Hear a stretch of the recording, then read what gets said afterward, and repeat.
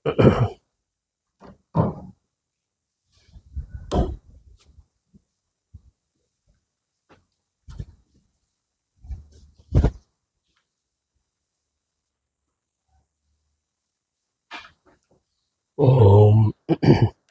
शुक्लांबरधरं विष्णुं शशिवर्णं चतुर्भुजं प्रसन्नवदनं ध्यायेत् सर्वविघ्नोपशान्तये। या देवी स्तूयते नित्यं विबुधैर्वेदपारगैः सा मे वसतु जिह्वाग्रे ब्रह्मरूपा सरस्वती।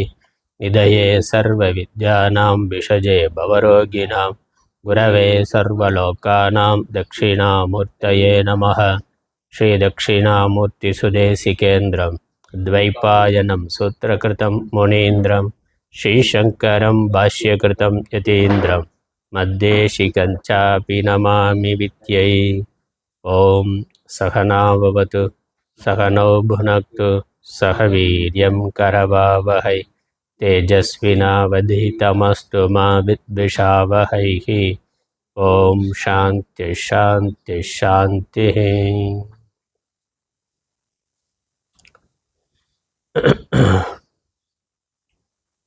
ஞான வாசிஷ்டம் இறைவணக்கம். யதः சர்வாணி பூதானி பிரதிபாந்தி ஸ்திதானி ச யத்ரைவோபசமம் யாந்தி தஸ்மை சத்யாத்மனே நமः.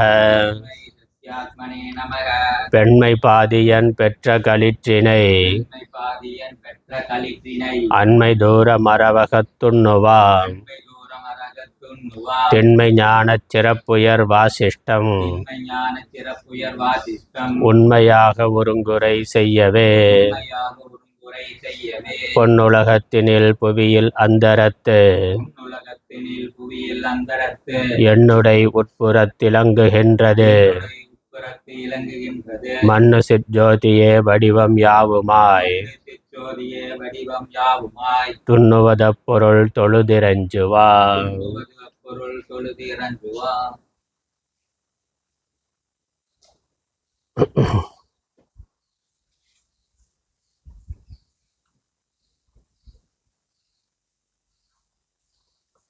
ஞான வாசிஷ்டம் ஆறாவது நிர்வாண பிரகரணம், மூன்றாவது வில்வ பழக்கதை.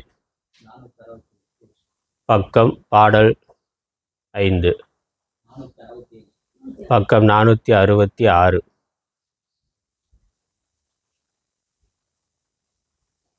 ஐந்தாவது பாடல். ஆதலால் குரவன் நன்னோல் அகல்கிலாச் செறிவான் வன்பில் வேதமை உளத்தை மாய்ப்பாய். பிராணனை தடை செய்தாலும் வேதன அசைவு தீர விடுகிலும் சித்தம் போகும். தீது அரும் அதுவே மேலாம் பதமெனச் செப்பும் அன்றே.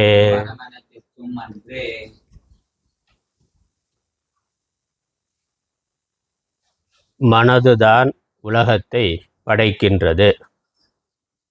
மனதினுடைய கல்பனையாகத்தான் உலகம் தோன்றுகின்றது. வாசனையினால் தூண்டப்பட்டு மனது உலகை பார்க்கின்றது. எப்பொழுது மனது இல்லையோ அப்பொழுது உலகம் இல்லை.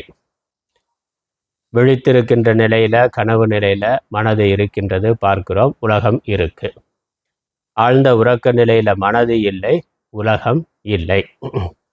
மனது இருக்கின்ற பொழுது உலகம் இல்லை, உலகம் இருக்கிறது. மனது இல்லாத பொழுது உலகம் இல்லை.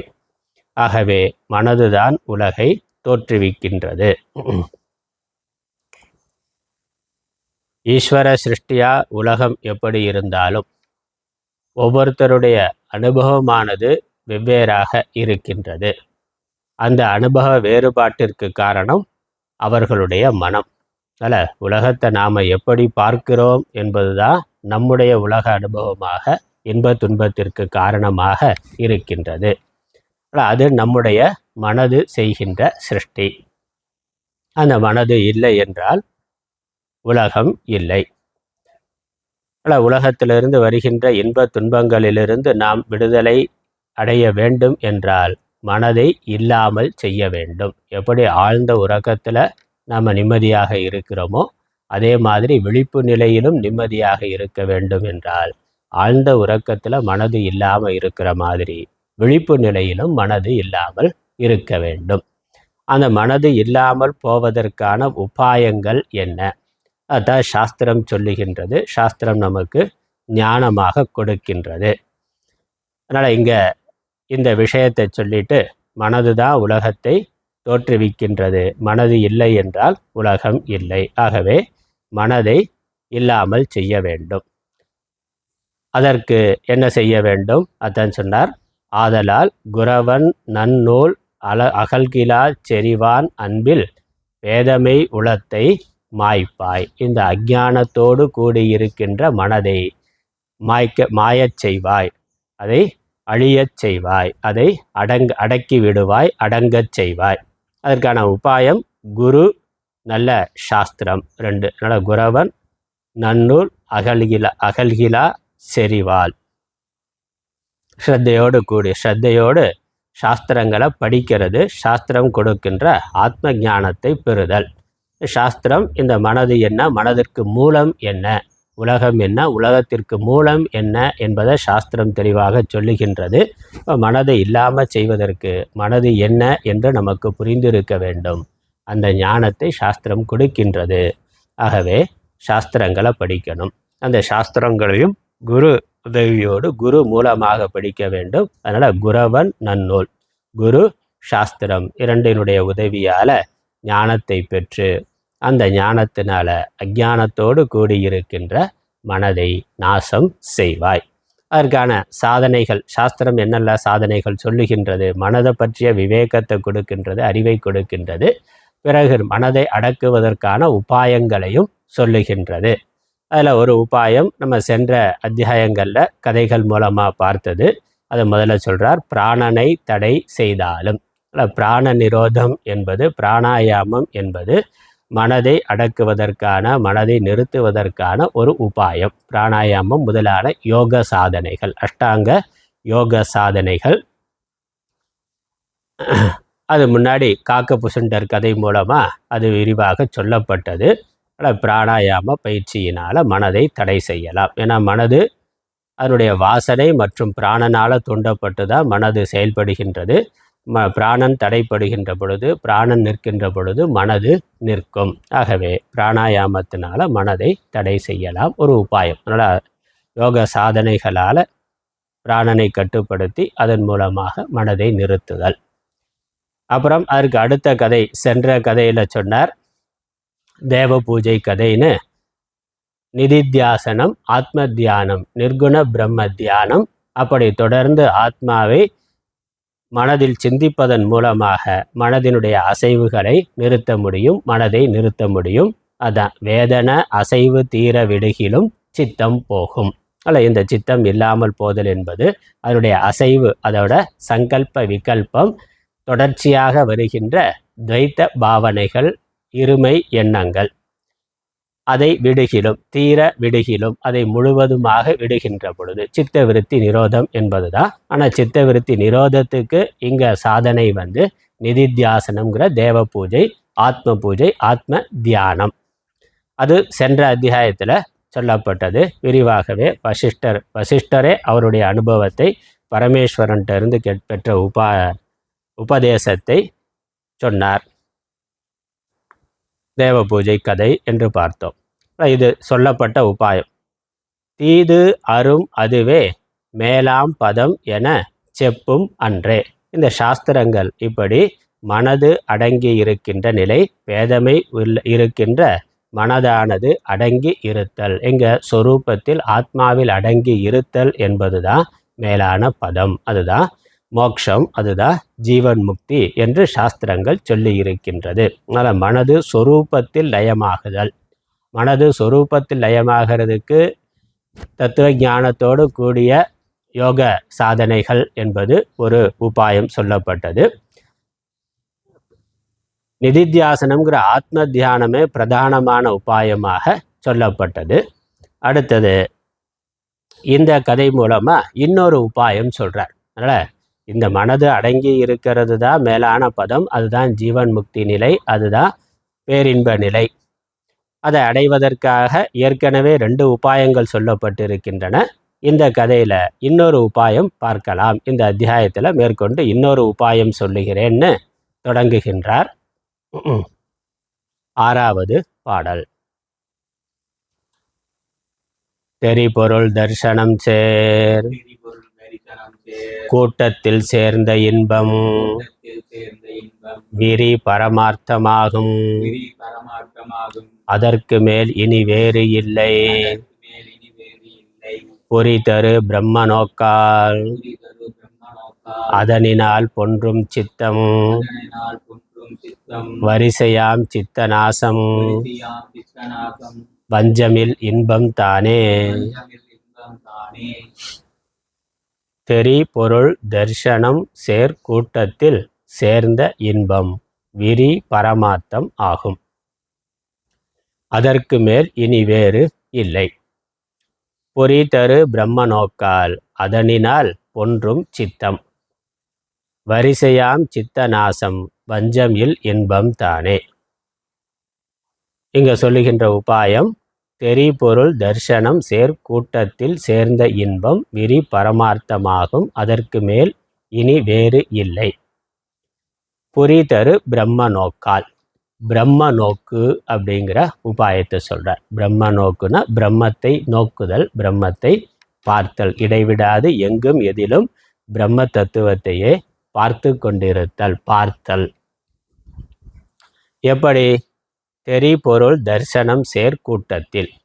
தெரி பொருள்னா தெரிகின்ற பொருள், காணப்படுகின்ற பொருள், அறியப்படுகின்ற பொருள், திருஷ்யமாக இருக்கின்ற பொருள், ஆப்ஜெக்டாக நம்மால் இந்திரியங்களுக்கு விஷயமாக இருக்கின்ற போக சாதனங்கள், விஷயங்கள் என்பது தான் தெரிபொருள்னு சுருக்கமாக சொன்னால் நமக்கு அனுபவிக்கிறதுக்காக இருக்கிற விஷயங்கள், நம்ம பார்த்து அனுபவிக்கின்ற விஷயங்கள், அல்லது விஷயங்களை அனுபவிக்கின்ற பொழுது ஏற்படுகின்ற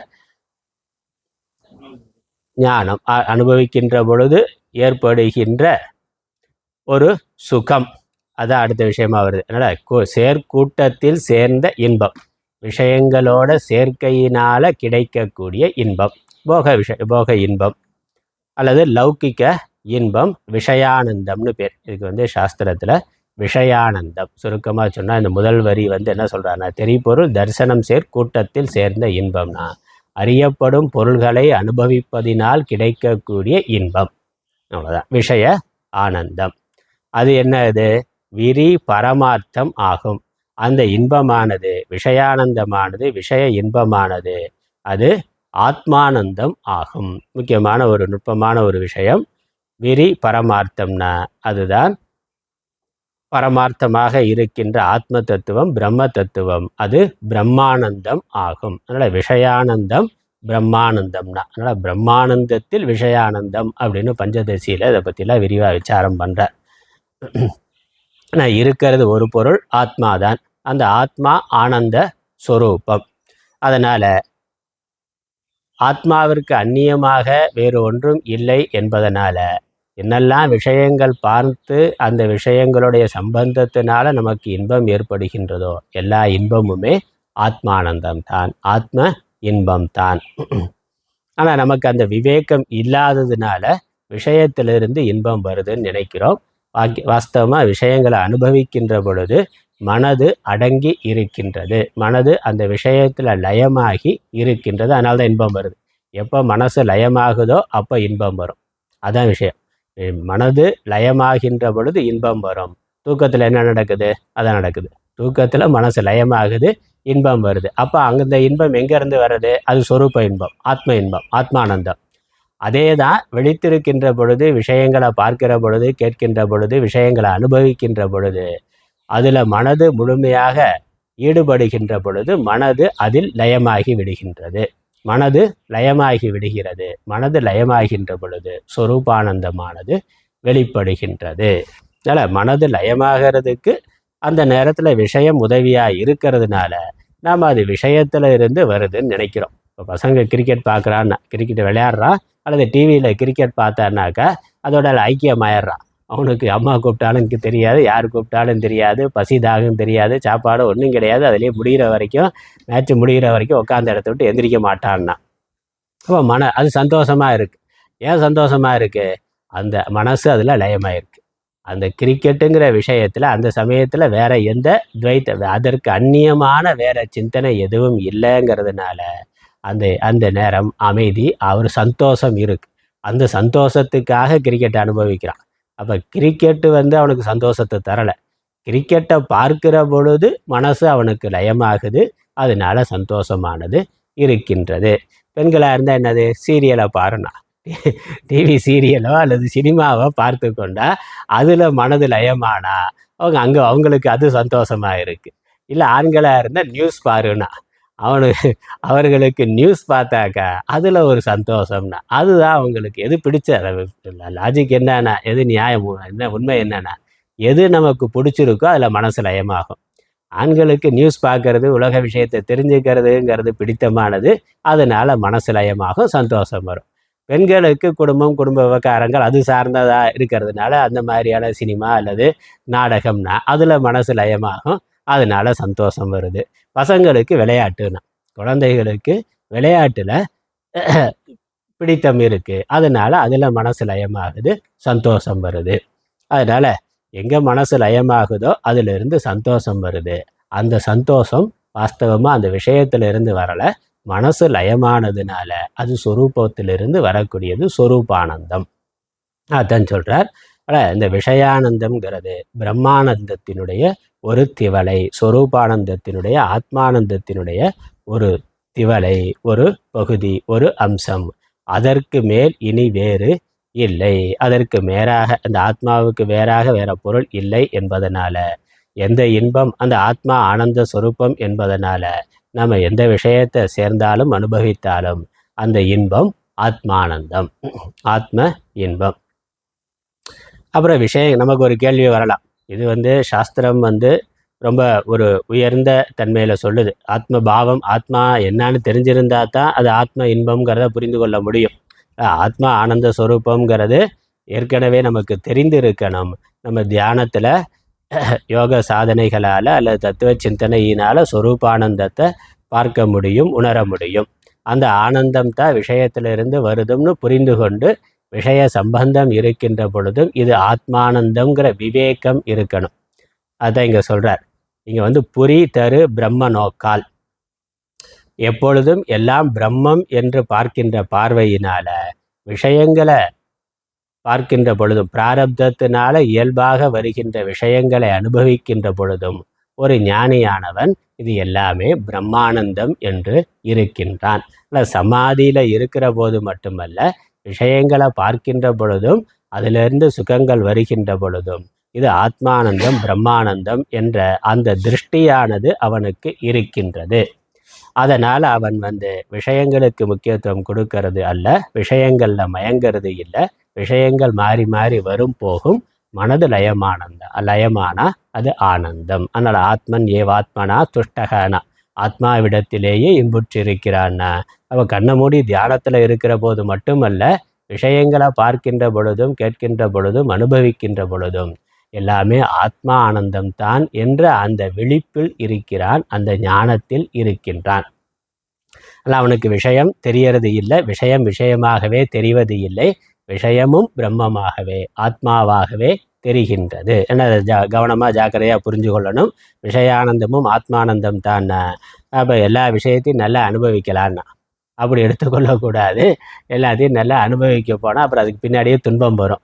அந்த துன்பம் வர்ற பொழுதும் இதுவும் ஆத்மானந்தம் தான் எடுத்துக்கொள்ள முடிஞ்சால் அனுபவிக்கலாம். அது அது முடியாது. அதனால் தவறாக இந்த தத்துவங்களை புரிந்து கொள்வதற்கு வாய்ப்பு உண்டு. ஆனால் உயர்ந்த தத்துவ ஞானம், தத்துவ நிஷ்டை இருந்தால் தான் நமக்கு அது விளங்கும். இங்கே இன்னொரு கேள்வி வரலாம். இருக்கிறது ஆத்மா மட்டும்தான், ஆத்மாவிற்கு அந்நியமாக வேற இல்லை என்பதனால என்ன இன்பம் விஷயத்தினால வருதோ அந்த இன்பம் ஆத்ம இன்பம், ஆத்மானந்தம் தான் என்றால், ஆத்மாவுக்கு அந்நியமாக பொருள் எதுவும் இல்லை என்றால் விஷயத்திலிருந்து துன்பமும் வருதே. அப்போ இருக்கிறது ஆத்மா ஒரு பொருள் தானே. அப்போ அந்த துன்பம் ஆத்மாவினுடைய துன்பம் அப்படின்னு சொல்ல முடியுமா? சொல்லலாமா? அப்படி சொல்லலாம். லாஜிக் ஒன்றுனா அதில் அது சரின்னா இதுவும் சரியாக தானே இருக்கணும். இருக்கிறது ஒரே பொருள் ஆத்மா தான்னா, அப்போ இன்பம் அதனால் விஷயங்களை அனுபவிக்கின்ற பொழுது கிடைக்கின்ற இன்பம் ஆத்மானந்தம்னா, இருக்கிற ஒரு பொருள் ஆத்மா தான்னா, அப்போ விஷயங்களை அனுபவிக்கிற பொழுது இன்பம் மட்டும் வர நமக்கு துன்பமும் வருது. அப்போ இந்த துன்பம் அதுவும் ஆத்மாவினுடையது. ஆத்மா ஆனந்த ஸ்வரூபங்கிறது மட்டும் இல்லை, ஆத்மா துக்க ஸ்வரூபமும் அப்படின்னு சொல்லலாமா? அப்படின்னு வருமேனா? அப்படி வரும் அப்படின்னு கேள்வி வரலாம். அப்படி வராது. ஏன்னா ஒன்று ஒரே சமயத்தில் சுகஸ்வரூபமாகவும் துக்கஸ்வரூபமாகவும் இருக்க முடியாது. சுகமாக இருந்தால் துக்கமாக இருக்க முடியாது, துக்கமாக இருந்தால் சுகமாக இருக்க முடியாது. ஆத்மா மாத்திரம் இருக்கிற பொழுது அது ஆனந்தமாக இருக்கிறதுனால ஆத்மாவினுடைய சொரூபம் ஆனந்தம் என்பதில் சந்தேகம் இல்லை. அப்போ துக்கம் எதனால் வருது? துக்கம் அறியாமையினால் வருது. துக்கம் அஞ்ஞானத்தினால வருதே ஒழிய அது ஆத்மாவினுடைய சொரூபம் அல்ல. ஆத்மா ஆனந்த சொரூபம்னு தெரியாததுனால நமக்கு துக்கம் வருகின்றது. அதனால் துக்கத்துக்கு காரணம் அஞ்ஞானம், சுகத்துக்கு காரணம் ஆத்மா. ஆத்ம ஞானம் இல்லைனாலும் ஆத்மாதான். ஆத்மா ஏன்னா சுகஸ்வரூபம், அதுதான் இருக்கிற ஒரே பொருள். அதனால் பொறி தரு பிரம்ம நோக்கால். அதனால் இங்கே என்ன சொல்ல வர்றார்? சித்த சமாதிக்கு அதனினால் பொன்றும் சித்தம்னா இந்த மனதானது அதனால் அடங்கும். இந்த மனதை அடங்கிறதுக்கான உபாயமாக சொல்கிறார். இப்போ மனது லயமாகி இருத்தல் எதனால் லயமாகும்? அதற்கான உபாயம் பிரம்ம நோக்கால், பிரம்மத்தை எப்பொழுதும் பார்த்து கொண்டிருப்பதனால். அதனால் பிரம்மானு தர்சனம், பிரம்மானு சிந்தனம். விஷயங்களை பார்க்கின்ற பொழுதும் விஷயங்களை அனுபவிக்கின்ற பொழுதும் பிரம்ம சிந்தனை விடாமல் இருந்தால் அச்சித்தமானது எப்பொழுதும் பிரம்மத்திலேயே லயமாகி இருக்கின்றது. நமக்கு புரிகிற மாதிரி வேற உதாரணங்கள்லாம் சொல்லணும்னாக்கா, இப்போ நம்மக்கிட்ட செல்வம் இருக்குது, அப்பாவோ பெற்றோர்கள் பெரியோர்கள் சம்பாதித்து கொடுத்த செல்வம் இருக்குது, அதை நம்ம அனுபவித்து கொண்டு இருக்கிறோம். ஒரு நல்ல மனதுள்ள ஒரு புத்திரன், ஒரு மனிதன், நன்றி உணர்வு உள்ள ஒரு மனிதன், இது பெரியோர்கள் கொடுத்தது, நம்ம ஒன்றும் பண்ணலை, நமக்கு பெரிய அறிவு திறமையெல்லாம் இல்லை, அவர்கள் சம்பாதிச்சு கொடுத்ததை நம்ம வச்சு அனுபவித்து கொண்டு இருக்கிறோம். அப்படி ஒருத்தன் இருக்கிறான்னா, நிறைய சம்பாதிச்சு வச்சுருந்தா, ஒன்றுமே இல்லைன்னா அது வேறு விஷயம். ஆனால் பெரியவங்க நிறைய சம்பாதிச்சு வச்சுருக்காங்க, அதனால் இவர் கஷ்டப்பட்டு இனிமேல் இப்போ வேலைக்கு போய் பெருசாக புதுசாக சம்பாதிக்கணுங்கிறது இல்லை, சம்பாதிச்சு கொடுத்ததை தொலைக்காமல் இருந்தால் போதும். அந்த அளவுக்கு புத்திசாலித்தனம் இருந்தால் போதும், நல்லவனாக இருந்தால் போதும், அதை பாதுகாக்கிற அளவுக்கு அறிவு விவேகம் இருந்தால் போதும், சந்தோஷமாக இருக்கலாம். வாழ்க்கை இப்போ அப்படி தான் நிறைய பேருக்கு வாழ்க்கை போகுது. அப்போ அப்படி இருக்கிற பொழுது அவர்கள் எப்படி இருப்பாங்க? இதெல்லாம் பெற்றோர்கள் கொடுத்ததுன்னு அந்த பெற்றோர்களுக்கு ஒரு நன்றி உணர்வோடு இருப்பாங்க. அவன் என்ன பார்த்தாலும் என்ன கேட்டாலும் அனுபவித்தாலும் இது நம்ம தாத்தா கொடுத்தது, தாத்தா சம்பாதிச்சது, அப்பா சம்பாதிச்சது, அவர்கள் கொடுத்த சொத்து அப்படின்னு அந்த பெற்றோர்கள் மேலே, அந்த முன்னோர்கள் மேலே ஒரு நன்றி உணர்வு அவனுக்கு எப்பொழுதும் நல்ல மனசோடு இருந்தான்னா, நல்ல மனசு நல்ல சிந்தனை இருந்தாக்கா அதெல்லாம் அனுபவிப்பார். அனுபவிக்கிற பொழுதே எல்லாம் பெரியவர்களுடைய அருளால் கிடைத்தது, அவர்களுடைய கருணையினால் கிடைத்ததுன்னு அதை அனுபவித்து கொண்டிருக்கின்ற சமயத்திலேயே அனுபவிக்கிற பொழுதே அவர்களுடைய உள்ளுணர்வு ஒரு மனதோட ஒரு மூலையில் அவர்களுடைய அருள் அவர்களுடைய கருணையினால் கிடைத்ததுங்கிற ஒரு நன்றி உணர்வு, ஒரு திருஷ்டி, ஒரு உள்நோக்கம் எப்பொழுதும் இருந்து கொண்டு இருக்கும். அதை பார்க்குறோம். இன்னும் கொஞ்சம் வேற மாதிரி என்ன சொல்லணும்னாக்க, இப்போ ஒரு லோக்கலாக ஒரு ஆள் இருக்கிறான்னு, ஒரு அரசியல்வாதி இருக்கிறார். அவர் சாதாரணமாக ஒன்றும் இல்லாதவராக இருந்தார். கட்சி தலைவர் அவரை இந்த மாவட்டத்துக்கு இல்லை இந்த வட்டத்துக்கு நீ கவுன்சிலராக இருன்னு போட்டாருன்னா, அப்புறம் அவர் கவுன்சிலர் ஆனதுக்கப்புறம் சொல்லணுமாண்ணா நிறையா சொத்து சுகம் எல்லாம் சேர்ந்துருச்சுன்னா, அப்போ அதை அனுபவிக்கிற பொழுது அவன் எப்படி இருக்கிறான்? எல்லாம் தலைவர் கொடுத்ததுன்னா, எல்லாம் தலைவர். ஏன்னா ஒன்றுமே இல்லாமல் இருந்தாலும் அவர் கவுன்சிலர் போட்டதுக்கப்புறம் அப்புறம் எப்படியெல்லாம் சம்பாதிக்கிறதுன்னு வழியெல்லாம் தலைவர் சொல்லி கொடுத்துருக்குறாரு. அதனால் நிறையா சம்பாதிச்சு சொத்து சேர்த்துட்டாருனாக்க, 2-3 கவுன்சிலராக இருந்தே அப்படிலாம் இருக்கான் பார்க்குறோம். கவுன்சிலராக இருந்தே அது வரைக்கும் சைக்கிளில் கூட வழி இல்லாத ஆள், சைக்கிளில் போனால், அப்புறம் பைக்கில் போனால், அப்புறம் காரில் போனால், இப்போ 4-5 கார் வச்சுருக்கிறான், எஸ்யூவி கார் வச்சுருக்கிறான், 2-3 பங்களா எல்லாம் கவுன்சிலராக இருந்தேன். அப்புறம் எம்பி எம்எல்ஏ அடுத்த லெவலுக்கு போனாக்கா அது கணக்கில்லாத சொத்து இருக்குது. அப்போ அதெல்லாம் அனுபவிக்கிற பொழுது அவனுக்கு நன்றி உணர்வு என்ன இருக்குது? எல்லாம் தலைவர் போட்ட பிச்சைனா. அதனால தான் தலைவரை கடவுளே இல்லைன்னு சொன்ன தலைவரை கடவுளாக நினைக்கிறான். ஏன்னா எல்லாம் அவர் கொடுத்தது, அவருடைய அருளால் கிடைத்தது, அவர் கொடுத்து வந்தது, அவர் இல்லைன்னா நானே இல்லை, நான் ஒன்றும் இல்லாமல் பிச்சைக்காரனாக இருந்தவன் இப்போ எல்லாம் கிடைத்திருக்கு, எல்லாம் இருக்கு அப்படிங்கிற பொழுது அவன் அனுபவிக்கிற ஒவ்வொரு விஷயத்திலையும் அவனுடைய உள்ளுணர்வு எல்லாம் தலைவர் கொடுத்ததுங்கிற அந்த திருஷ்டி இருக்கு. அது அந்த திருஷ்டிக்காக உதாரணம் சொல்கிறேன், நமக்கு அது புரியறதுக்கு அதான் ஈஸியாக இருக்குது. அதே ஆஸ்திகனாக இருந்தால், கடவுள் நம்பிக்கை இருக்கிறவனாக இருந்தால் கடவுள் கொடுத்ததுன்னு நினைக்கிறான். தலைவரே கடவுள் தலைவர் தான் கொடுத்ததுன்னு நினைக்கிறான். கடவுள் கொடுத்தது கடவுள் இவர்கள் மூலமாக கொடுத்திருக்கிறார் அப்படின்னு ஒரு ஆஸ்திகன், கடவுள் நம்பிக்கை உள்ளவன், மற்ற மனிதர்களுடைய சகாயத்தினால வந்தாலும் கடவுள் அவர்கள் மூலமாக நமக்கு கொடுத்திருக்கிறார் அப்படின்னு ஒரு நல்ல பரம பக்தன் நினைக்கிறான். நல்ல ஈஸ்வர பக்தி உள்ளவன் தனக்கு என்னெல்லாம் ஐஸ்வர்யங்கள் கிடைக்குதோ, தான் எதை அனுபவிக்கிறானோ அதெல்லாம் கடவுள் கொடுத்தது அப்படிங்கிற நன்றி உணர்வோட அதை அனுபவிக்கிறான். அல்லது அதை அனுபவித்து கொண்டு இருக்கின்ற பொழுது எதெல்லாம் பார்க்கிறார், கேட்கிறார், அனுபவிக்கிறார், ஒவ்வொரு சந்தோஷமாக இருக்கிற பொழுதிலும் அவனுக்கு கடவுள் மேலே ஒரு நன்றி உணர்வு உள்ளுணர்வாக இருந்து கொண்டே இருக்கு, எல்லாம் கடவுளுடைய அருளால். ஏதாவது பிரச்சனைகள், கஷ்டங்கள் வந்தால் அப்போ என்ன சொல்லுவான், கடவுள் கொடுத்தாருன்னு சொல்ல மாட்டான். அது நம்ம அறியாமையினால் நாம் செஞ்ச பாப்பத்தினால வந்தது. அப்படித்தானே நினைக்கிறோம். ஒரு நல்ல மனசு இருக்கிறான் அப்படித்தான் நினைப்பான். நல்ல பக்தன் கடவுள் சோதிக்கிறார் நினைக்கிறது இல்லை. கடவுள் என்ன அனுகிரகம் பண்ணாலும் நம்ம தலையெழுத்துன்னு ஒன்று இருக்கே, நம்ம விதின்னு ஒன்று இருக்கே, இவ்வளவுதான், இதைத்தான் அனுபவிக்கணும்னு இருக்குது. அதனால் இந்த கஷ்டங்கள்லாம் வரத்தான் செய்யுது, அதெல்லாம் போயிடும் அப்படிங்கிற அந்த ஆறுதல் இருக்குது. கடவுள் நம்பிக்கையும் இருக்குது. நல்ல விஷயங்கள் அனுபவிக்கிற பொழுது கடவுள் கொடுத்தாருங்கிற எண்ணத்தோடு அனுபவிக்கிறார். வேறு ஏதாவது நெகட்டிவாக வந்தாக்கா நாம் செய்த வினைப்பயன் அது வந்திருக்கு அப்படின்னு நினைக்கிறார். அப்போ என்னது, உலகத்தை பார்க்கின்ற பொழுதும் கேட்கின்ற பொழுதும் எல்லாவற்றையும் அனுபவித்து கொண்டு இருக்கிற பொழுதும் இது இறைவன் கொடுத்ததுங்கிற ஒரு உள்ளுணர்வு ஒரு நல்ல பக்தனுக்கு எப்பொழுதும் இருந்து கொண்டு இருக்கின்றது. அப்போ என்னது, அங்கே ஈஸ்வர திருஷ்டி அப்படிங்கிறது இருக்கு. ஈஸ்வர பாவனை, ஈஸ்வர அனுகிரகம்ங்கிறது அவனுடைய மனதில் எப்பொழுதும் இருக்கிற மாதிரி. இங்கே வேதாந்த சாஸ்திரம் படித்தவன், தத்துவ ஞானம் உள்ளவன், இங்கு எல்லாமே பிரம்மம் என்று அறிந்திருக்கிறவன் பார்க்கிற பொழுது, கேட்கிற பொழுது, எதெல்லாம் வாழ்க்கையில் அனுபவமாக வருதோ அதெல்லாம் அனுபவிக்கின்ற பொழுது எல்லாம் பிரம்மங்கிற அந்த திருஷ்டியோடு இருக்கிறான். அந்த உள்ளுணர்வில் அது இருக்கு. எல்லாம் ஈஸ்வர அனுகிரகம்னு பக்தன் நினைக்கிற மாதிரி ஞானி எல்லாமே பிரம்மங்கிற பாவனையோட பார்க்கிறான். அதுதான் பிரம்ம நோக்கால்ங்கிற. அதனால் இந்த பிரம்ம நோக்கால்ங்கிறத புரிந்து கொள்றதுக்கு நம்ம இந்த சாதாரண நிலைகளெல்லாம் புரிந்து கொண்டால் இதை புரிந்து கொள்ள முடியும். இல்லை, ஈஸ்வர பிரம்ம ஞானம் இருக்கிறவன் இங்கே எல்லாமே பிரம்மம் தானே. ஏன்னா அவர் இல்லாமல் எதுவும் இல்லை. தலைவர் தலைவர் எல்லாமே தலைவர் கொடுத்தது. தலைவர் இல்லைன்னா நான் இல்லைன்னா. இங்கே இருக்கிற ஒரே தலைவர் யார்? வேதாந்திக்கு, ஞானம் உடையவனுக்கு ஒரே தலைவர் பிரம்மம் தான். சகுண பிரம்மம் கூட கிடையாது. ஈஸ்வரன் மற்ற இதெல்லாம் விநாயகர், முருகன் இதெல்லாம் கிடையாது. நிர்குண பிரம்மம், பரம்பொருள், அது மட்டும்தான் சத்தியம். ஏகமேவ அத்விதீயம், அது ஒன்று தான் சத்தியம்னா.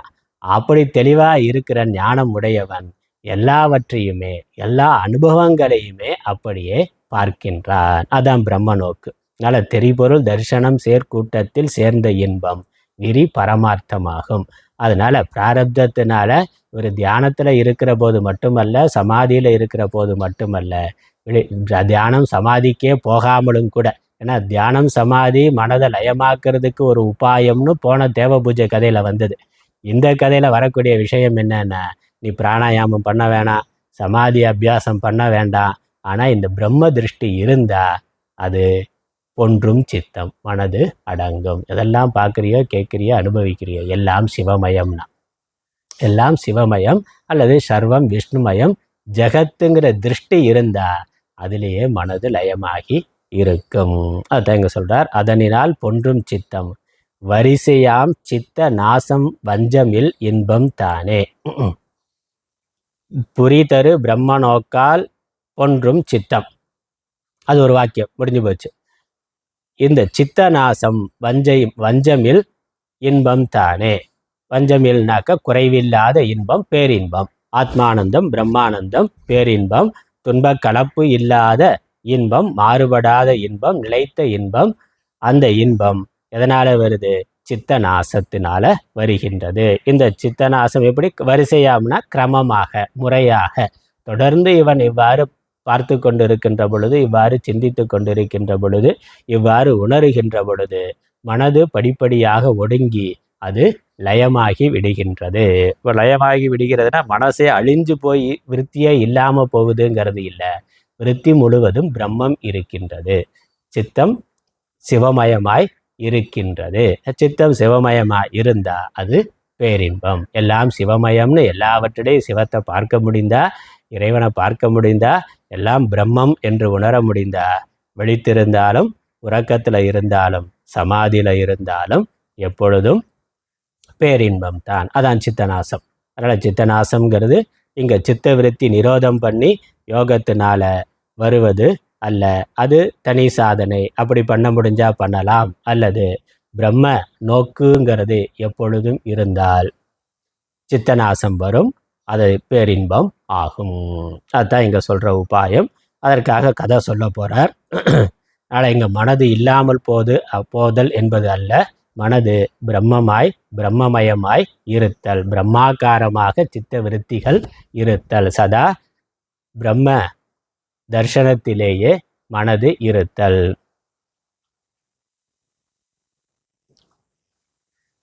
அதற்கான கதை தொடங்குது. 7வது பாடல். தேய்ந்திடல் வளர்தல் இல்லை, தெரிவுரா மறைந்து போகா, ஆய்ந்துணர் ஞானி சித்தம், சித்தமன்று அதன் பேருண்மை, ஏய்ந்த நானாத்துவத்தோடு அந்நியம் எய்தல் சித்தம், தோய்ந்த போதத்தால் செம்பு,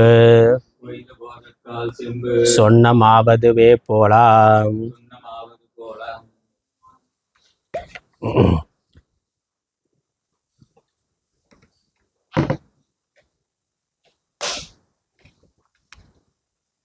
தேய்ந்திடல் வளர்தல் இல்லை. அப்படிப்பட்ட அந்த ஞானியினுடைய சித்தம், இந்த பிரம்ம நோக்கு உடைய சித்தம், அது எப்படி இருக்குங்கிற வர்ணனை பண்ணுறார். அங்கே சித்தம் இருக்கா இல்லையானா கேள்வி வருது. சித்தம் இருக்கு ஆனால் இல்லை, அதான் பதில். சித்தம் இருக்கா இல்லையானா சித்தம் இருக்கு, ஆனால் பந்தத்தை உண்டு பண்ணுவதாக அது இல்லை. அது மோட்சஸ்வரூபத்தில் மோட்சமாக பிரம்மாகாரமாக சிவமயமாக இருக்கின்றது. அதுதான் சொல்கிறார். அதனால் அந்த மனசு தேய்ந்திடல் வளர்தல் இல்லை. அது தேயறதுங்கிறதும் இல்லை, வளர்தல் என்பதும் இல்லை. தெரிவுரா மறைந்து போக, தெரிதல் பிறத்தல் என்பதும் இல்லை, அழிந்து போதல் என்பதும் இல்லை. ஆய்ந்துணர் ஞானி சித்தம். நல்ல வாக்கியம் இப்படி போட்டுக்கணும். ஆய்ந்துணர் ஞானி சித்தம், தேய்ந்திடல் வளர்தல் இல்லை, தெரிவுரா மறைந்து போகா. ஞானிகளுடைய சித்தம், ஞானியினுடைய மனது. அதனால் மனசு இல்லாமல் போனாதான் ஞானி என்று நம்ம தவறாக புரிந்து கொள்ளுகிறோம், அல்லது அதீதமாக கற்பனை செய்கின்றோம். யோக சாதனையில் எங்கேயோ விட்டத்தை பார்த்துக்கிட்டு கண்ணு சொருகி அப்படி இருந்தால் தான் அவர் ஞானின்னு நம்ம நினைக்கிறோம். அப்படி இல்லை. ஞானியினுடைய சித்தம் எப்படி இருக்கு? எப்படிப்பட்ட அவர் எப்படி ஞானி ஆயினார்? ஆய்ந்து உணர் ஞானி. ஆய்ந்துனா ஆராய்ந்து, இந்த தத்துவங்களை ஆராய்ந்து, ஜீவஸ்வரூபம், ஜெகத்ஸ்வரூபம், ஈஸ்வரஸ்வரூபம், தத்துவமசி முதலான மகா வாக்கியங்களை ஆராய்ந்து, வேதாந்த சாஸ்திரத்தை குரு வாயிலாக ஆராய்ந்து அதனுடைய மெய்ப்பொருளை அறிந்து கொண்ட ஞானிகளுடைய சித்தம். அதனால் ஆய்ந்துணர் ஞானி சித்தம். தேய்ந்திடல் வளர்தல் இல்லை. தேய்ந்திடல் இல்லை, வளர்தல் இல்லை. அது ஒரே மாதிரியான தன்மையில் இருக்கின்றது. அதனால் சமத்துவம் யோக யுச்சதேங்கிறாரு.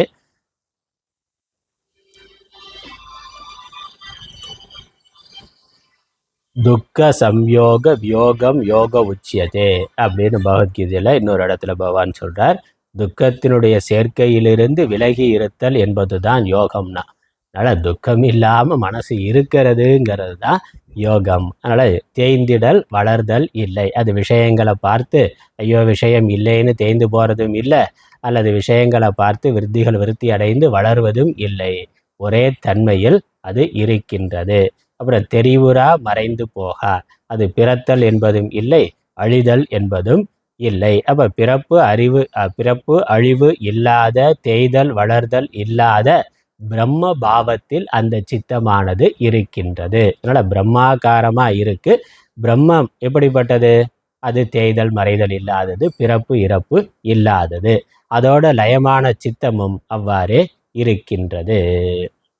அதனால் சார்ந்ததின் வண்ணமாவது மனம். இந்த மனசு எப்படின்னா அது எதோட சேருதோ அது மாதிரி இருக்கும். அது அதனுடைய தன்மை. நல்ல விஷயத்தில் சேர்ந்தால் அது மாதிரி இருக்கும், தவறான விஷயத்தோட சேர்ந்தால் அது மாதிரி இருக்கும். அது எப்படி சேருதோ அதோட தன்மைனா. உளத்து இலது இன மனத்து உளது போல் காட்டி இனத்து உளது ஆகும் அறிவு. இன்னும் திருக்குறள்.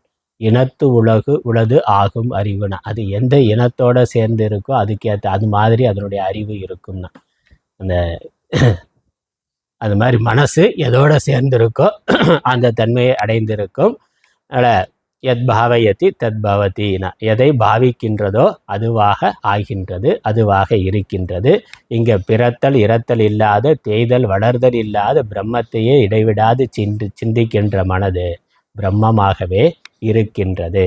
அதனால சித்தம் அன்றுனா அது சித்தமா, அது சித்தம் என்று அறியப்படாது. அது சித்தம் இருந்தாலும் அது பிரம்மாகாரமாக இருக்கிறதுனால மற்ற சாதாரணமாக நம்ம சித்தத்துக்கு சொல்லக்கூடிய லட்சணம் என்னது? அது சங்கல்ப விகல்பாத்மகம் மனக. சிந்தன கர்த்திரு சித்தம் சிந்தனை பண்ணிக்கொண்டே இருக்கிறது, சங்கல்ப விகல்பத்தோடைய இருக்கிறது என்பது தான் மனதினுடைய தன்மை. ஆனால் அந்த தன்மைகள் இல்லாமல் அது பிரம்மாகாரமாக ஒரே தன்மையில் நிலைத்த தன்மையில் இருக்கின்றது. அதனால் அது சித்தம் இல்லை. அது சித்தம் என்று சொல்வதற்கு இல்லை. அப்போ அது என்னது? அதன் பேர் உண்மைனா சத்தியம்னா அது சத்தியமான பிரம்மமாக இருக்கின்றது. உண்மைங்கிறது சத்துங்கிற அர்த்தத்தில் இங்கே சொல்லியிருக்கு. உண்மைனாக்கா அது உண்மை பொருள், மெய்ப்பொருள், அது சத்தாகிய பிரம்மம். அந்த மனது, ஞானியினுடைய அந்த மனது, வளர்தல் தேய்தல் இல்லாத அந்த மனது சத்தியமாக உண்மையாக பிரம்மமாக இருக்கின்றது. அந்த மனது பிரம்மமாக இருக்கின்றது. அல்ல அதன் பேர். அதனால் அது சித்தம் அல்ல, அதற்கு மேலே அது சித்தம் அல்ல, அது பிரம்மம். சத்துவ பிரதானமாக இருக்குன்னு அர்த்தம். இந்த சத்துவம் ரஜஸ் தமோ குணங்களில் ரஜோகுண தமோ குணம் நீங்கி சத்துவ பிரதானமாக இருக்கு. அதனால வாஸ்தவமான சத்து ஆத்மாவை அது அப்படியே பிரதிபிம்பிப்பதாக இருக்கின்றது. அந்த மனதில் சத்துவ பிரதானமாக இருக்கக்கூடிய மனதில் ஆத்மாவினுடைய சத்வாம்சமானது தெள்ளத் தெளிவாக விளங்குகின்றது. அதனால அது அதனுடைய ஆகாரமாக அப்படியே இருக்கின்றது. எப்படி ஒரு சூரியன் அல்லது சந்திரன் நல்ல சலனமில்லாத நீர்நிலையில் உள்ளவாறு விளங்குகின்றதோ அப்படியே வானத்தில் எப்படி சந்திரனை பார்க்கிறோமோ அதே மாதிரியான அப்படியே தண்ணீரில் சந்திரனை பார்க்க முடியும். எப்போ? தண்ணீர் சலனம் இல்லாமல் இருந்தால். அது சலனமாக இருந்தால் சந்திரன் தெரியும், ஆனால் கலங்களாக தெரியும், அது உடஞ்சி போனதாக தெரியும், பல மாதிரி தெரியும். ஆனால் எந்த சலனமும் இல்லாமல் தெளிவாக இருக்கிற தண்ணீரில் பார்த்தா அப்படியே முழு வட்டத்தை நம்ம பார்க்க முடியும், அப்படியே பார்க்க முடியும். அதனுடைய அந்த கருப்பு வெண்மை அந்த கரைகள் முதலானவைகள் கூட தெளிவாக தெரியும். அதே மாதிரி இந்த ஞானியினுடைய சித்தமானது அந்த பிரம்மாகாரமாக சத்துவ பிரதானமாக ஆகின்ற பொழுது அந்த பிரம்மத்தை தெள்ளத் தெளிவாக அறிவதாக, வெளிப்படுத்துவதாக, இன்னும் சொல்ல போனால் அதுவாகவே இருப்பதாக இருக்கின்றது. அதுவாக ஆகாது, ஆனால் அது அதுவாகவே இருக்கின்றது. ஏய்ந்த நாணாத்துவத்தோடு அந்நியம் எய்தல் சித்தம் தோய்ந்த போதத்தால். ஏய்ந்த நாணாத்துவத்தோடுனா பல வகையாக பல வடிவங்களோடு இருக்கின்ற அந்த தன்மை. அந்நியம் எய்தல் சித்தம். சித்தத்தோட சாதாரணமான சொரூபம் என்னது? பலவிதமாக இருத்தல். நானாத்துவம் என்கிறது பல தன்மை, பலவாறாக இருக்கிறது. ஒரு பொழுது ஒன்றை சிந்திக்கும், அடுத்து வேறொன்றை சிந்திக்கும். சங்கல்ப விகல்பம் என்பது தான் சித்தத்தினுடைய இயல்பு. இங்கே ஞானியினுடைய சித்தம் அது சத்துவ பிரதானமாக இருக்கிறதுனால நானாத்துவங்கிறது இல்லை. இன்னொன்றை அறிவதாக, இன்னொன்றை சிந்திப்பதாக அது இல்லை. ஆகவே அது சித்தம் இல்லை. சாதாரணமாக சித்தம் என்றால் நானாத்துவத்தோடு அந்நியம் எய்தல் என்பதுதான் சித்தத்தினுடைய லட்சணம். அப்படி இல்லாததுனால இது சித்தம் இல்லை. ஞானிக்கு அவன் விழித்திருந்தாலும் விஷயங்களை பார்த்து கொண்டிருந்தாலும் உலக விவகாரங்களை செய்து கொண்டிருந்தாலும் அவனுடைய பிரம்ம திருஷ்டி எப்பொழுதும் மாறாமல் ஒன்றாக இருக்கிறதுனால அவனுடைய மனது இருந்தாலும் அது இல்லாதது. மனது இருக்குன்னா அது நானாத்துவத்தோட அந்நியமாக இருந்தால் தான் அதை மனதுன்னு சொல்ல முடியும். ஞானியோட மனது அப்படி இல்லைங்கிறதுனால அது மனதை வைத்துக்கொண்டு விவகாரம் பண்ணாலும் அவர் மனதோடு இல்லை என்றுதான் பொருள்.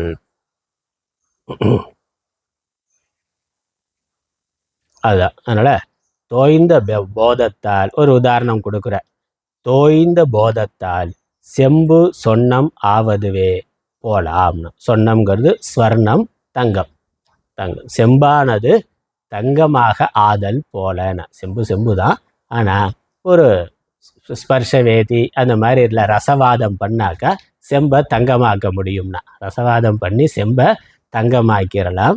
அதனால் மனது வழக்கமாக சாதாரணமாக களிம்பேறக்கூடியதா, விருப்பு வெறுப்பு உடையதா, சஞ்சலம் உடையதா இருக்கக்கூடிய மனது தொடர்ந்த பிரம்ம சிந்தனையினால பிரம்ம நோக்கினால் அது தங்கம் மாதிரி பிரம்மம் மாதிரி ஆகிவிடுகிறது. அதனால் ரசவாதம் தான். செம்பு தங்கமாகிற மாதிரி இந்த மனது சஞ்சலமான மனது நிశ్చலனமான பிரம்மமாக ஆகிவிடுகின்றது. ஜடமான மனது சேத்தனமான பிரம்மமாக ஆகிவிடுகிறது. பிரகாசம் இல்லாத செம்பு பிரகாசம் உடைய தங்கம் போல ஆகிவிடுகிறது. களிம்பு உடைய செம்பு களிம்பில்லாத தங்கம் ஆவது போல இந்த மனது ராகத்வேஷத்தோடு சஞ்சலத்தோடு கூடிய மனது, ஜடமான மனது இந்த பிரம்ம நோக்கினால், இடைவிடாத பிரம்ம நோக்கினால் அது பிரம்மமாக ஆகிவிடுகின்றது. அதனால் அதற்கு மேலே அதை செம்புன்னு சொல்கிறது சரியானது அல்ல, அது மனதுன்னு சொல்கிறது சரியானது அல்ல. செம்பு தங்கமானதுக்கப்புறம் செம்புன்னு சொல்லக்கூடாது, இல்லை தங்கம் தானே சொல்லணும்.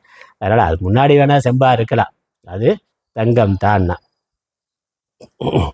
விஸ்வாமித்திரன்னா அவர் க்ஷத்ரியர்னா. எப்போ ராஜாவாக இருந்த பொழுது க்ஷத்ரியர்.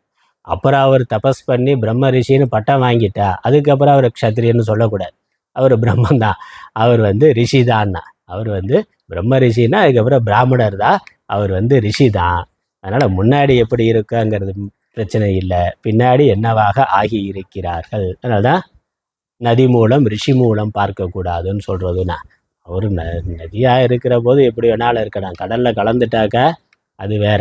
அது மாதிரி அவர் சன்னியாசி அல்லது ஞானினா அதற்கு முன்னாடி எப்படி வேணாலும் இருக்கலாம், ஞானி ஆகிவிட்டால் அவர் ஞானிதான். அதற்கு பிறகு ஜாதி மற்ற எந்த அடையாளமும் அவருக்கு பொருந்தாது, அது பார்க்கக்கூடாதுன்னு. அந்த மாதிரி செம்பாக இருக்கிற வரைக்கும் தான் செம்பு தங்கமாகிவிட்டால் அதன் பிறகு அது தங்கம் தான்.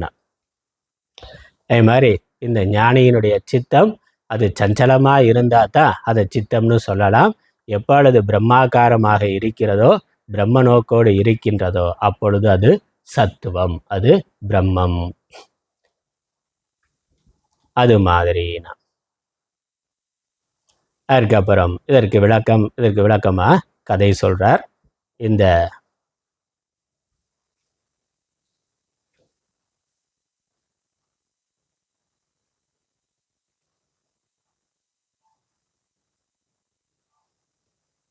அடுத்த பாடல்.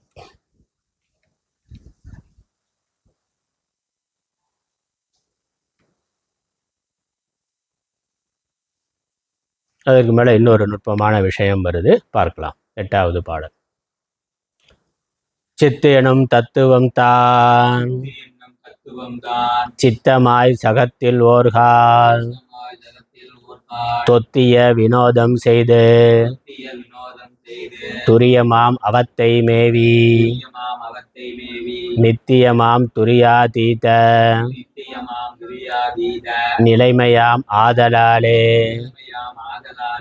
பித்துரும் உலகாய்ப்பன்மை பன்மையாய் நிற்கும் பிரம்மம் ஒன்றே.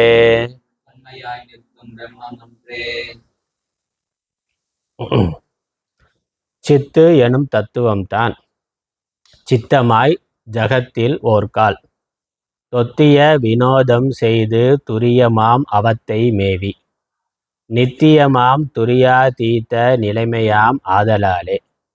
நிலைமையாம் வரைக்கும் ஒரு வாக்கியம். ஆதலாலே பித்துரும் உலகாய் பன்மையாய் நிற்கும் பிரம்மம் ஒன்றே. இந்த சித் தத்துவம் தான் எப்படி சிருஷ்டி வந்தது அல்லது மனது எப்படி உலகம் ஆகிறது அப்படிங்கிறது. மனது உலகம் ஆகிறது சாதாரணமாக நம்ம முதல்ல பார்த்தது இப்போ தொடங்குற பொழுது அப்படித்தான் ஆரம்பித்தோம். மனது தான் உலகத்தை கற்பிக்கின்றது. மனசு இருந்தால் உலகம் இருக்குது, மனசு இல்லைன்னா உலகம் இல்லை. மனசு தான் உலகமாக ஆகிறது, உலகத்தை பார்க்கிறது. மனசு இருக்கிற வரைக்கும் தான் உலகம் இருக்கின்றது.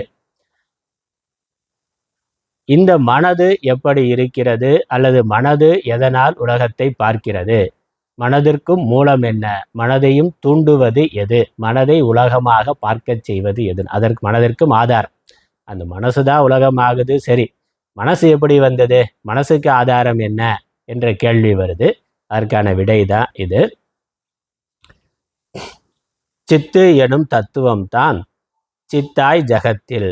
சித்துங்கிற சித் தத்துவம் இது பிரம்மம், ஆத்மா, சச்சிதானந்த சொரூபமான ஆத்மா, சத்தியம், ஞானம், அனந்தம், பிரம்ம என்று சத்தாக இருக்கின்ற ஆத்மா, சித்தாக இருக்கின்ற ஆத்மா. அதில் அந்த சித்துங்கிற தத்துவம் தான் சித்தமாய் ஜகத்தில் சித்தமாக ஆகி இருக்கின்றது. இந்த பிரம்மத்தினுடைய சத்து என்பது அதான் ஜட பதார்த்தமாக சதாபாசமாக இருக்குது. இந்த உலகம்ங்கிறது சத்தினுடைய ஆபாசம், சதாபாசம். ஜடப்பொருள்களெல்லாம் உலகத்தில் நமக்கு தெரிகின்றது. அது பிரம்மத்தினுடைய ஆத்மாவினுடைய பிரதிபிம்பம், அந்த சத்தம்சத்தினுடைய வெளிப்பாடு. அது சதாபாசம். அதற்குள்ள இந்த ஜடமான உலகத்தில் சேத்தனமான உயிர்கள் இருக்கின்றது, மனது முதலானவை இருக்கின்றது. அப்போ இந்த சேத்தனம் எங்கே வந்தது? எப்படி இருந்து வந்தது? சித்து தான் சேத்தனமாக ஆகி இருக்கின்றது. அதனால் சித்தம்ங்கிற மனசும் பஞ்சபூத காரியம்தான். வாஸ்தவமாக அது ஜடம்தான். ஆனால் இந்த ஆத்மாவினுடைய சித் அம்சமானது, அதனுடைய பிரதிபிம்பம், அந்த சித்து தான் விகாசம் அடைந்து சித்தமாக இருக்கின்றது. சித்தெனும் தத்துவம் தான் சித்தமாய், சித்துங்கிறது தான் சித்தமாக ஆகி இருக்கின்றது. சித்து இல்லைன்னா சித்தம்ங்கிறது இல்லை.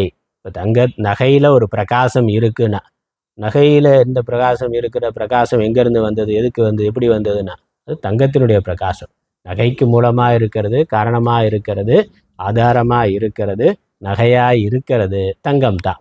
இப்போ தங்கத்தினுடைய பிரகாசம் தான் அந்த தங்கம் நகையாகின்ற பொழுதும் ஒளிர்கின்றது, தெரிகின்றது. அந்த மாதிரி இந்த சித்தினுடைய சித்தம்சம், சேத்தனத்தன்மை என்பது, அறியும் தன்மை என்பது சித்தினுடைய வெளிப்பாடு. அதனால் இதை சாதாரணமாக சொன்னார், சித்தே சித்தமாக இருக்கின்றது. சித்து தான் சித்தமாக ஆகி இருக்கின்றது. அது வாஸ்தவமாக ஆகி இருக்குனாக்கா துவைத்தம் சம்சாரம்.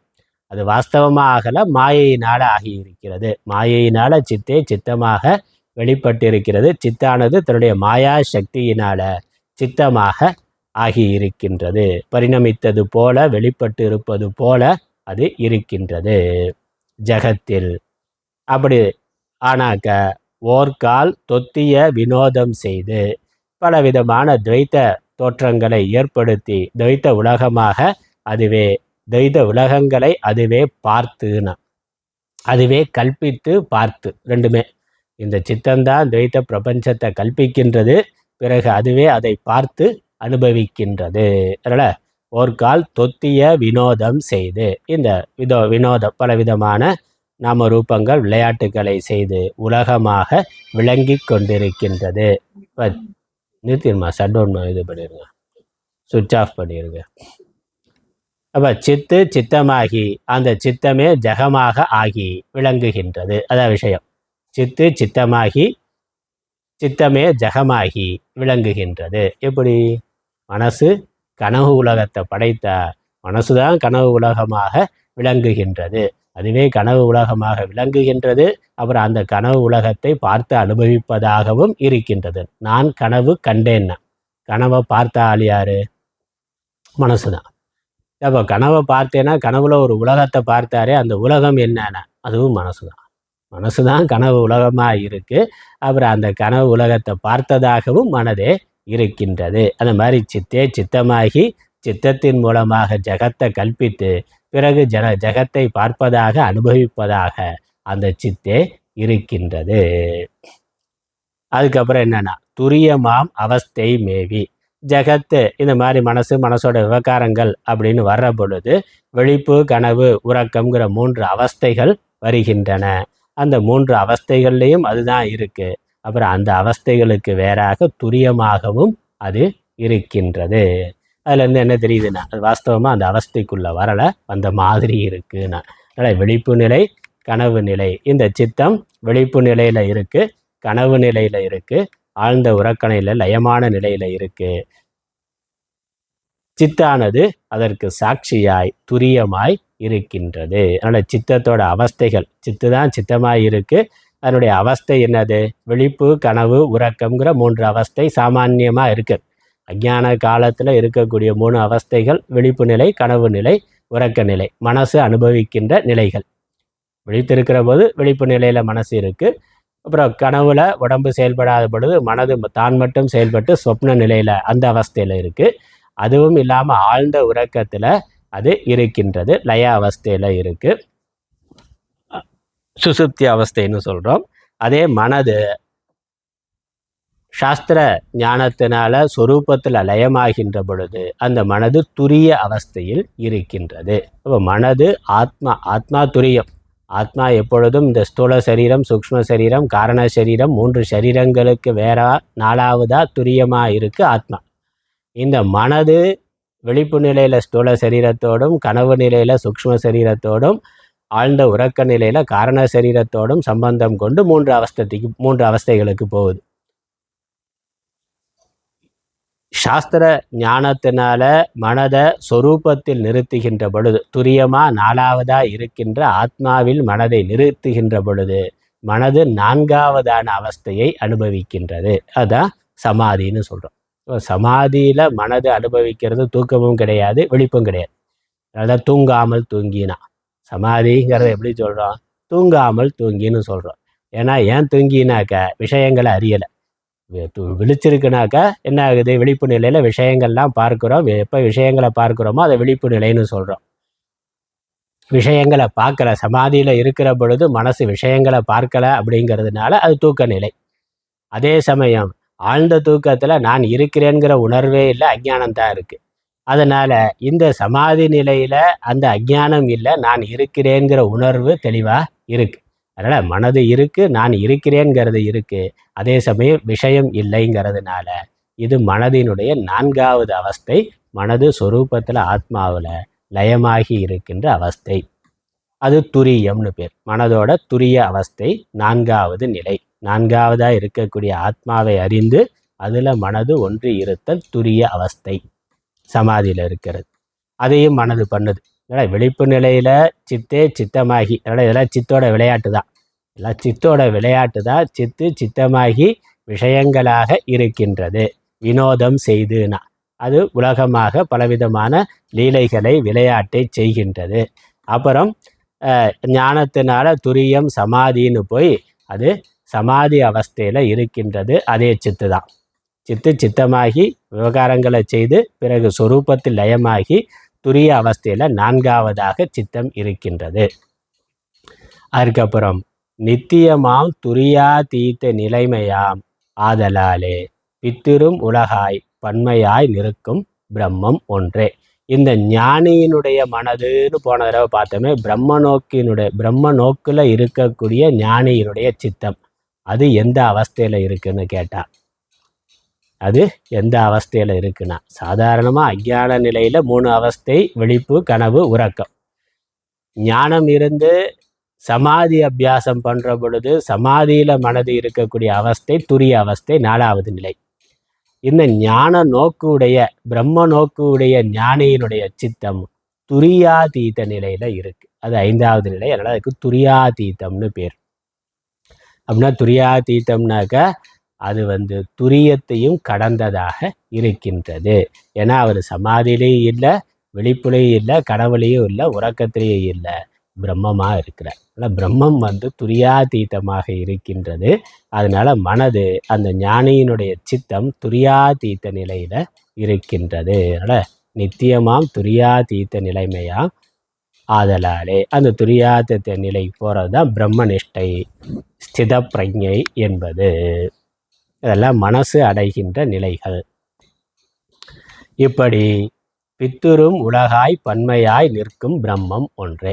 இந்த ஒரு பிரம்மம் தான், சித்ஸ்வரூபமாக இருக்கிற பிரம்மம் தான் சித்தமாகி, பிறகு உலகமாகி, உலகத்தை அறிவதாகி, உலகத்திலிருந்து இன்ப துன்பங்களாகிய சம்சாரத்தை அனுபவித்து, அப்புறம் அதில் வைராக்கியத்தை கொண்டு அதெல்லாம் வேண்டான்னு விட்டுட்டு ஓடி போய் குருவை அணுகி சாஸ்திரத்தை படித்து ஆத்ம ஞானம் அடைந்து, அப்புறம் மனதை சமாதியில் சொரூபத்தில் நிறுத்தி துரிய அவஸ்தைக்கு போய், அதற்கப்புறம் ஞான நிஷ்டை பிரம்ம நிஷ்டை ஏற்பட்டு துரியாதீத்த நிலையில் அதுவே இருக்கின்றது. எல்லாம் ஒரே பிரம்மம் தான். அதனால் பித்திரும் உலகாய் பன்மையாய் நிற்கும் பிரம்மம் ஒன்றே. இந்த எல்லா விளையாட்டும் பண்ணிக்கிட்டு இருக்கிறது பிரம்மம் தான், ஆத்மாதான். ஏன்னா இருக்கிற ஒரே பொருள் அதுதான்.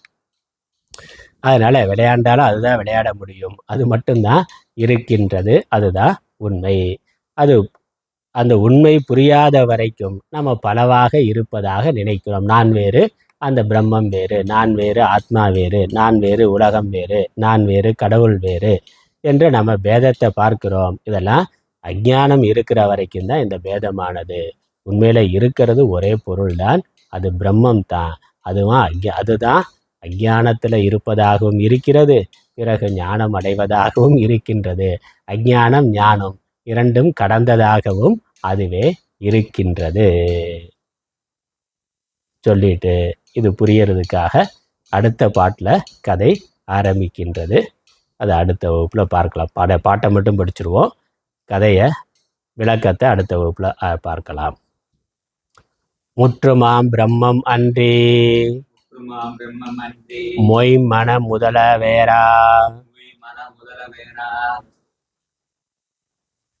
உற்றவை சிறிதும் இல்லை உளத்திலோர் பனதி போல நிற்றலும் தோன்றும் அத்தை அறிகுக நிகழ்த்துகின்றேன் கற்றவர் வியக்க நன்றாய் புதுமையாம் கதை நீ கேட்பாய். அதனால பிரம்மம் அன்றி வேறொன்றும் இல்லை. பிரம்மம்தான் மனது முதலாக பலவாக தோன்றுகின்றது என்பதை புரிய வைப்பதற்காக ஒரு புதுமையான கதை, ஒரு வித்தியாசமான வினோதமான கதையை சொல்லுகின்றேன் கேட்பாயாகன்னு வில்வப்பழ கதையை சொல்லுகின்றார். அதை நம்ம அடுத்த வகுப்பில் பார்க்கலாம், அடுத்த வாரம் பார்க்கலாம்.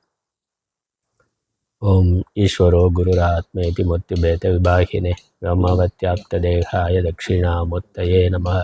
ஓம் பூர்ணமதः பூர்ணமிதம் பூர்ணாத் பூர்ணமுதச்யதே பூர்ணஸ்ய பூர்ணமாதாய பூர்ணமேவாவசிஷ்யதே.